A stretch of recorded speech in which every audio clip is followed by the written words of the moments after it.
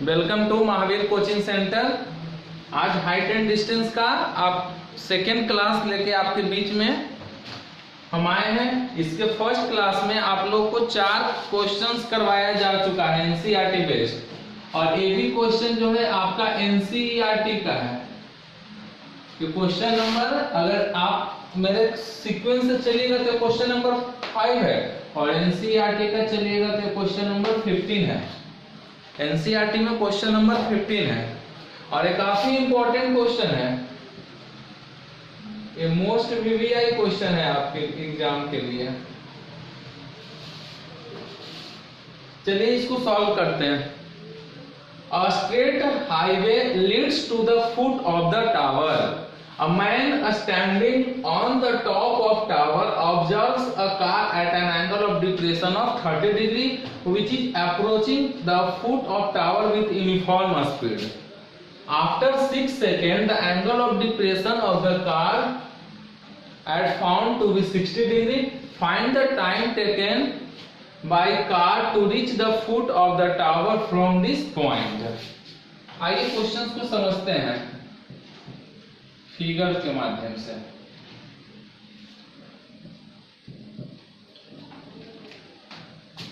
Questions में दिया हुआ है आपका कि a man a straight highway leads to the foot of the tower.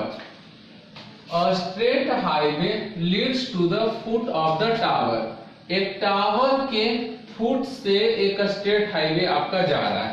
ये हाईवे है और ये टावर है, और straight highway leads to the foot of tower. चलिए, ये आपका क्या है, हाईवे है। तो इस पॉइंट से यहाँ पे ऑब्जर्वर है, क्योंकि एंगल ऑफ डिप्रेशन का बात हो रहा है, और एंगल ऑफ डिप्रेशन में हम बताए थे कि आप ऊपर रहिएगा तब ना ऊपर से नीचे देखिएगा। तो यहाँ से कोई ऑब्जर्वर है, ये ऑब्जर्वर है, और यहाँ से ऑब्जर्वर किसी कार को देखता है, तो उस समय जो एंगल ऑफ डिप्रेशन बनता है वो कितना डिग्री बनता है, तो आपका बनता है 30 डिग्री। ये कितना डिग्री है, 30 डिग्री है। आफ्टर 6 सेकेंड कार जो है वो आपका टावर के फुट की ओर आ रहा है। ये क्या है, आपका टावर है। ए भी लेट कर लेते हैं, टावर है, एक कार है, इसका पोजीशन C1 पे है। आफ्टर 6 सेकेंड कार का पोजीशन C1 से चेंज होके क्या हो गया, C2 हो गया, और इस केस में जो यहाँ एंगल ऑफ डिप्रेशन बन रहा है 60 डिग्री। बोलिएगा सर आप तो एलिवेशन बना रहे हैं, तो बन रहा है एक्चुअल में एंगल ऑफ डिप्रेशन ही है ऐसे।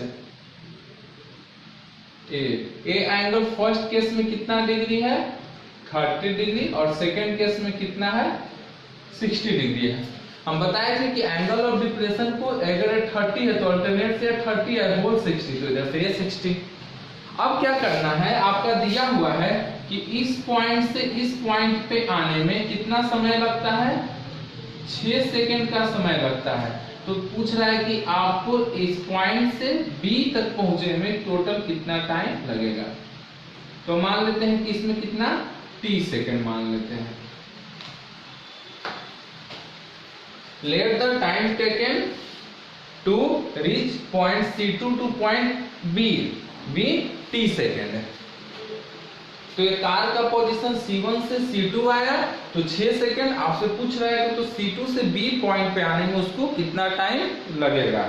तो सबसे पहले क्या कीजिए इस क्वेश्चन में, पहले तो आप आराम से देख लीजिए। हम मान लेते हैं कि टावर का हाइट क्या है, h है। टावर का हाइट क्या रेट कर लिए, h ले लिए। अब आइए tan यूज होगा, तो सबसे पहले इन ट्रायंगल ABCD। अगर आपको C1 C2 में कंफ्यूजन है तो इसको C लेट कर लीजिए, और इस पॉइंट को क्या लेट कर लीजिए, D लेट कीजिए। थोड़ा सा लिखने में यहाँ प्रॉब्लम है। तो ABC डायरेक्ट AB स्मॉल, आप इसमें चल रहे हैं ना ABD, तो ABD में, तो ABD में tan 60 इक्वल टू क्या लिखेंगे, tan 60 इज इक्वल टू, मान लेते हैं कि ये जो डिस्टेंस है यहाँ से यहाँ, इसको हम x मान लेते हैं, और इस डिस्टेंस को क्या लेट कर लेते हैं, y लेट कर लेते हैं। ये टाइम है और ये हाइट है, तो हाइट क्या है, डिस्टेंस है, तो डिस्टेंस को डिस्टेंस से ना कंपेयर करेंगे। तो हम tan 60 इज इक्वल टू, तो इस ट्राइंगल में tan is equal to p by b, तो p है h और b क्या है y, √3 is equal to h by y, तो यहां से h इज इक्वल टू क्या हो जाएगा y√3। Similarly in triangle ABC tan 30 degree is equal to h by x plus y, 1 by √3 is equal to h by x plus y। h का value क्या है y√3, 1 by √3 is equal to y√3 by x plus y, cross multiplication कीजिएगा तो एक आ जाएगा 3y आ जाएगा। यहाँ से आप लिख सकते हैं 3y माइनस y कितना 2y, यानी x is equal to 2y। तो आपका रिलेशन क्या आ गया, यहाँ से h is equal to y√3 put कर दिए हैं, तो आपका रिलेशन क्या आ गया x is equal to 2y, यानी x by y is equal to 2:1। अब समझिए हम लोग रेशियो का यूज करेंगे यहाँ पे। x डिस्टेंस को अगर 2 लेट किया जा रहा है तो टाइम कितना लग रहा है 6 सेकेंड, यानी अगर ये रेशियो में 2 है तो इसमें टाइम कितना लग रहा है 6 सेकेंड लग रहा है।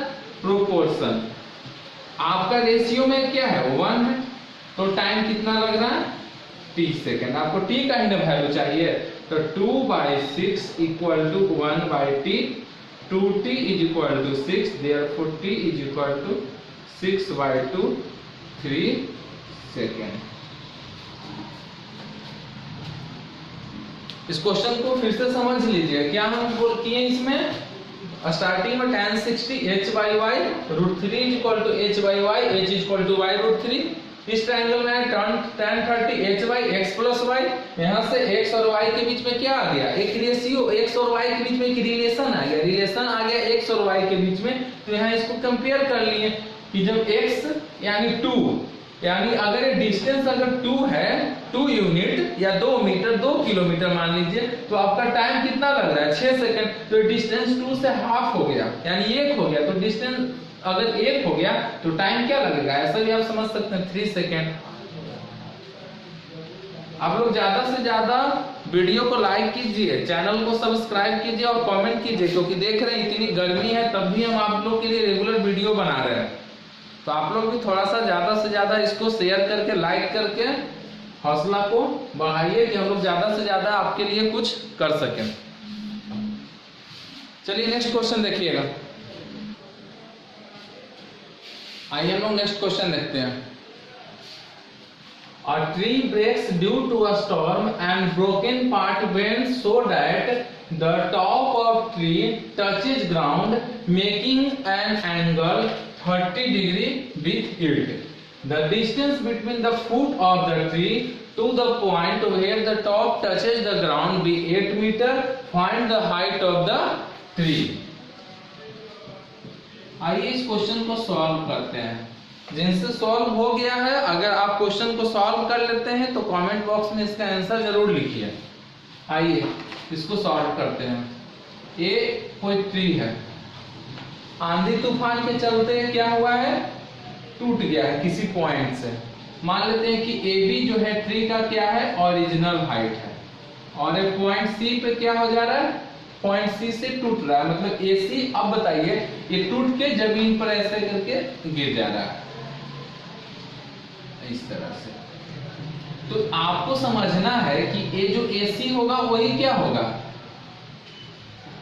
आप मान ले इसको D मान लेते हैं, तो AC और CD का जो लेंथ होगा आपस में क्या होगा इक्वल होगा, क्योंकि ये पार्ट टूटने के बाद यही ना जमीन पर ऐसे गिर रहा है। तो इस केस में ये दोनों जो डिस्टेंस होगा आपस में क्या होगा इक्वल होगा, यानी हम यहाँ से AC is equal to CD ये तो लिख सकते हैं ना, क्योंकि यही ना गिर के इसका जो पॉइंट है D पे आके ओवरलैप कर जाएगा। अब यहाँ से जो एंगल बनता है ग्राउंड से वो कितना डिग्री एंगल ऑफ एलिवेशन बन रहा है 30 डिग्री, और दिया हुआ है कि इस पॉइंट से इस पॉइंट का जो डिस्टेंस है 8 मीटर है। आपसे पूछ रहा है find the height of the tree. Very simple question है। पहले हम BC निकाल लेंगे। तो BC निकालने के लिए इस एंगल के लिए P और A B, तो कौन सा रेशियो यूज करेंगे? tan का। तो in triangle CBD tan 30 degree is equal to क्या होगा? BC बाई 8, tan 30 क्या 1/√3 BC बाई 8, यहां से BC इज इक्वल टू क्या लिख सकते हैं? 8/√3 मीटर। अब बताइए, यहां से BC निकल गया और इसी ट्रायंगल में अगर हम CD निकाल देते हैं तो CD किसके इक्वल है? AC के इक्वल है। तो CD, इस एंगल के लिए CD क्या है? हाइपोटेनस है और ये बेस है। तो हाइपोटेनस और बेस का रेशियो क्या है? cos है। तो अगेन सेम ट्रायंगल में क्या निकालेंगे? cos 30 degree is equal to base by hypotenuse, तो 8/CD। cos 30 क्या होता है? √3/2, 8/CD। यहां से CD क्या निकल गया? 16/√3। और CD किसके इक्वल है? AC के। तो CD इक्वल टू AC। अब आपसे पूछ रहा है हाइट ऑफ ट्री, तो height of tree that means AB, और AB इज इक्वल टू क्या लिख सकते हैं? AC plus BC। AC क्या है? 16/√3 और BC क्या है? 8/√3। √3 का एलसीएम √3, 16 प्लस 8 24/√3। आप इसको रेशनलाइज भी कर सकते हैं। तो 24√3/3 ये क्या हो जाएगा? 8√3 मीटर। एक ट्री का टोटल हाइट हो गया। आया क्वेश्चन समझ में आया सबको? कैसे सॉल्व हुआ? आया तो सब लोग इसको लाइक कीजिए।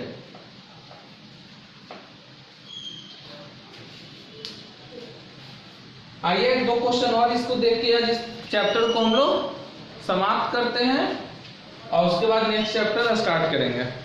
आपका ट्रिगोनोमेट्री जो कि 12 से 15 मार्क्स कवर करता है, इसको हम लोग खत्म करने जा रहे हैं।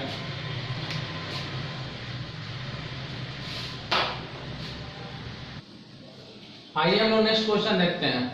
From a point on bridge across a river, नदी है और नदी पर क्या बना हुआ है? पुल बना हुआ है। The angle of depression of the banks on opposite sides of the river are 30 degree and 45 degree respectively. If the bridge is at a height of 3 meter, find the width of the river. यानी एक नदी है और नदी पर क्या बना हुआ है? पुल बना हुआ है। एंगल ऑफ डिप्रेशन का केस है, इसका मतलब पुल से कोई व्यक्ति नदी के दोनों एंड को देखता है, नदी के दोनों किनारों को देखता है। तो एक तरफ जो एंगल ऑफ डिप्रेशन फॉर्म होता है 30 डिग्री और दूसरे साइड 45 डिग्री। क्वेश्चन समझिए, हम बार बार बोलते हैं कि इस तरह का हाइट एंड जो भी वर्ड प्रॉब्लम हो किसी भी चैप्टर का हो, आपको अगर क्वेश्चन समझ में आ रहा है और बेसिक कॉन्सेप्ट क्लियर है तो आप आसानी से सॉल्व कर सकते हैं। और इसमें सबसे बड़ी चीज होती है फिगर। फिगर सही हो गया तो कुछ है ही नहीं। तो सबसे पहले मान लेते हैं कि ये कोई नदी है, ऐसे मान चलिए एक नदी बना देते हैं ऐसे। ये क्या है? नदी है और नदी में ये आपका नदी का ब्रिज ही ना होगा और इस पे ब्रिज बना हुआ है। इस पे क्या बना हुआ है? ब्रिज बना हुआ है। और यहां से ब्रिज जो है 3 मीटर के हाइट पे है। अब इस पॉइंट पे कोई व्यक्ति है और यहां से इस दोनों एंड को, नदी का दोनों छोर को देखता है। तो एक पे जो एंगल ऑफ डिप्रेशन फॉर्म होता है वो 30 डिग्री होता है। तो जब भी बताया था कि हॉरिजॉन्टल लाइन से ना होगा तो इधर से 30 डिग्री और इधर से जो ए है वो कितना डिग्री है? 45 डिग्री है। आप 45 को इधर उधर भी एक्सचेंज कर सकते हैं, उससे कोई प्रॉब्लम नहीं है। ये मान लेते हैं कि AB नदी का एंड है, ACD क्या है? इस पे ब्रिज है। अब यहां से C पे ऑब्जर्वर है, इस पॉइंट को देखता है तो 30 डिग्री का डिप्रेशन से और इस पॉइंट को देखता है तो 45 डिग्री का। तो यहां से अल्टरनेट से कितना हो जाएगा? 30 और ये कितना हो जाएगा? 45। हाइट ऑफ ब्रिज दिया हुआ है 3 मीटर, आपसे पूछ रहा है नदी की चौड़ाई, तो नदी की चौड़ाई का मतलब क्या, आपसे AB पूछ रहा है, तो AB is equal to AD plus BD। हम बारी बारी से दोनों ट्रायंगल में जाएंगे, तो यहाँ पर राइट एंगल बन रहा है, दोनों इधर राइट एंगल बन रहा है, राइट एंगल ट्रायंगल है, दो राइट एंगल ट्रायंगल है। तो ADC में जाएंगे, यहाँ से AD निकाल लेंगे, इधर से इसमें जाएंगे तो BD निकाल देंगे, और दोनों को क्या कर देंगे, ऐड कर देंगे। ये नदी है आपका। तो सबसे पहले आप इसको लिख दीजिएगा, let the width of river be AB हम विड्थ ऑफ रिवर लेट कर लिए। अब बताइए इस ट्रायंगल में चल रहे हैं, यानी इन ट्रायंगल ABC, इस एंगल के लिए P और AB, तो tan 30 degree is equal to CD by AD। tan 30 1/√3, CD कितना है 3 है, और A AD है, यहां से AD क्या निकल गया 3√3 metre. Similarly in triangle BDC,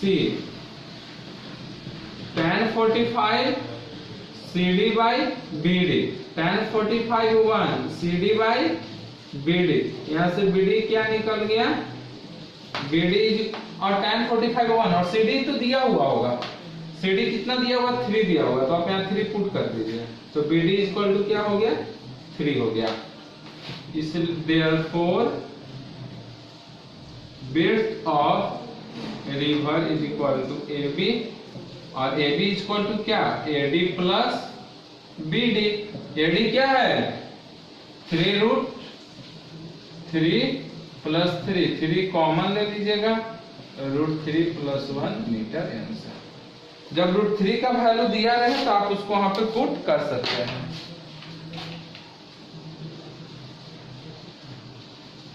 ये आपका नदी की चौड़ाई निकल गया। आया सबको समझ में?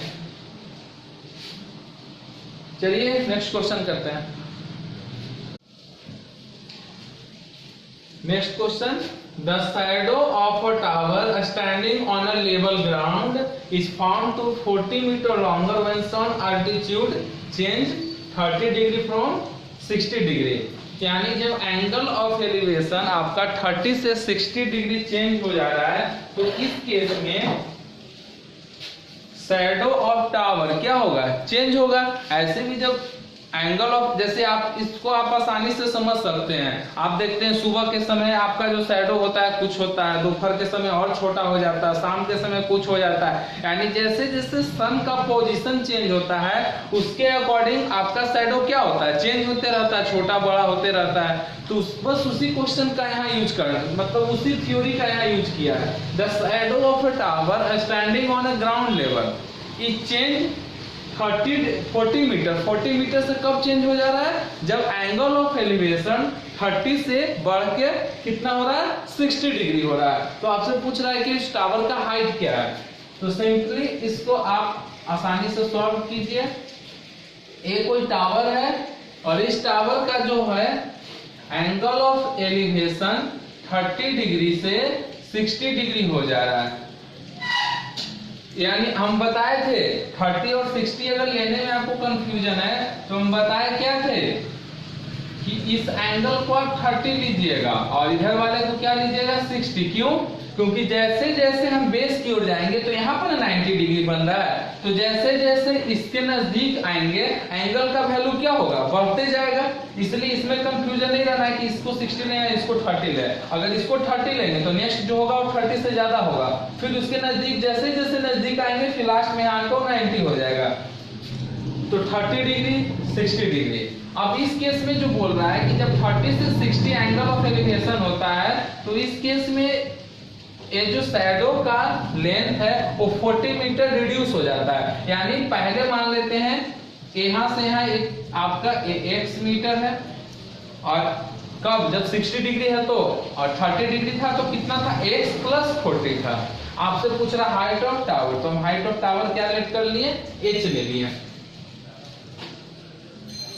तो बस आइए in triangle A B C tan 60 is equal to h by x, √3 is equal to h by x, h is equal to क्या हो गया x √3 इन ट्रायंगल, बड़ा वाला ट्रायंगल में आइए, ये कौन सा है A B D, tan 30 degree is equal to h by x plus 40, tan 30 का value 1 by √3 h by x plus 40। यहां से देखिए h इक्वल टू वैल्यू क्या आया है x √3, यहां पुट कर दीजिएगा।